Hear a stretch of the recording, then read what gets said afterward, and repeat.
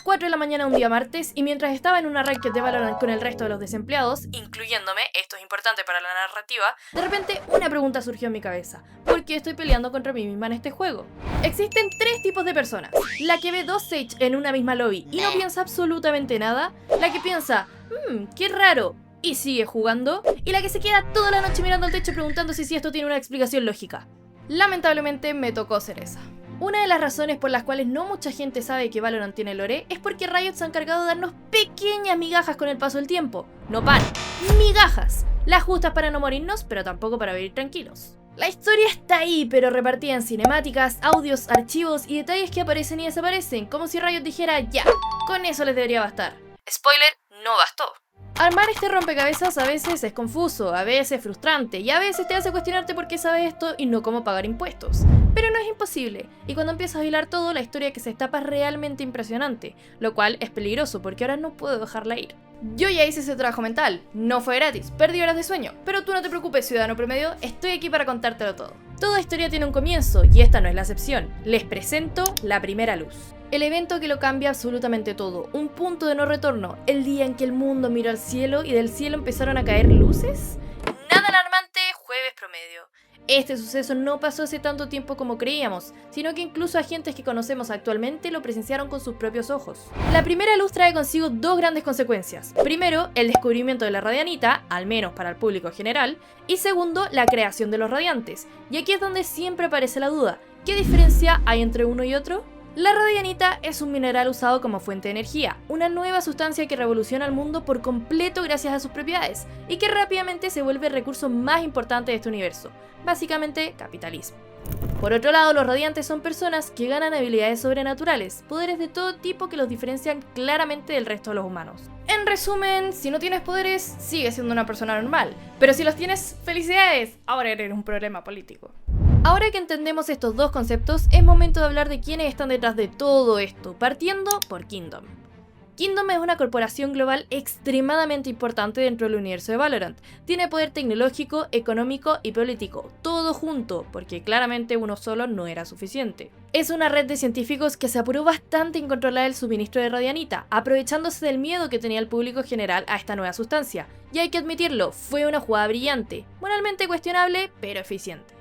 Gracias a esto, Kingdom logra desarrollar tecnología muy avanzada, aunque como ya sabemos, nada es gratis en esta vida, especialmente si viene de una corporación gigante. Ahora tenemos científicos, tenemos radianita, pero falta una pieza clave. ¿Dónde entran los radiantes en todo esto? En el Valorant Protocol. Brimstone y Viper, dos humanos con muchas ganas de cambiar el mundo y cero presupuesto emocional, fundan el Valorant Protocol. Una organización secreta encargada de lidiar con las consecuencias negativas de la radianita, y es aquí donde comienzan a reclutar individuos que conocemos como agentes, humanos con capacidades extraordinarias y radiantes, todos trabajando juntos para proteger al mundo. Una tarea simple, nada podría salir mal. Pero no nos adelantemos a eso todavía.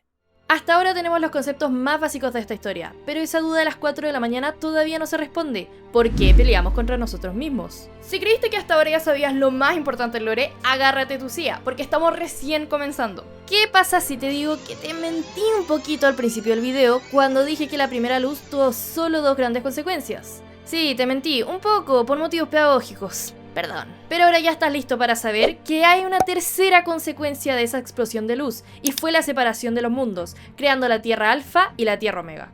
Imagina que todo lo que conoces se duplica, tu mundo se espeja y aparece una copia casi exacta del planeta en el que vivimos. La Tierra original se llama Alfa, la copia se llama Omega. Es el mismo mundo, pero con más presupuesto y peores decisiones. Ahora existe Valorant Protocol en Alpha y Valorant Legion en Omega. Tenemos Kingdom Corporation en Alpha y Kingdom Industries en Omega. Básicamente, si existe en una tierra, existe la otra. Nada raro, nada preocupante. Pero aunque ambos mundos son casi idénticos, hay un pequeño detalle. Omega está muchísimo más avanzado en tecnología, su desarrollo fue más rápido, más agresivo, y como era de esperarse, eso tuvo consecuencias. Su tierra empezó a morir. Ante esta situación, Omega decide que la mejor solución es viajar a Alpha y robarse nuestros recursos. Muy civilizado todo. Esto lo hace mediante un dispositivo que seguramente ya conoces bastante bien, la Spike. Killjoy Omega, agente número 4 de Valorant, es la encargada de crear este dispositivo diseñado para extraer y robar radianita del ambiente, provocando una explosión desestabilizante. Es literalmente un robo con pasos extra. La primera vez que vemos la Spike en acción es durante el incidente de Ascent. La primera cinemática de Valorant muestra una persecución entre Phoenix Alpha y Jet Omega. Jet intenta detonar la Spike, Phoenix hace todo lo posible por detenerla y falla. Es así como se crea Ascent, un mapa ubicado en Italia y el primero del juego.